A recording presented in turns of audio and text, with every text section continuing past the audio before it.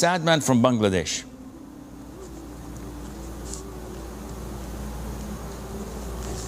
Assalamualaikum warahmatullah. Alaikum salam rahmatullah. So Sheikh, if someone sneezes and says Alhamdulillah, and I hear it, and I say Yarhamukum Allah, but I do not make a sound, I say it while moving the lips, is it sufficient? No, you have to make him hear it so that he would feel that you are a brothers of his. Why do you say it silently? He would find something in his heart against you.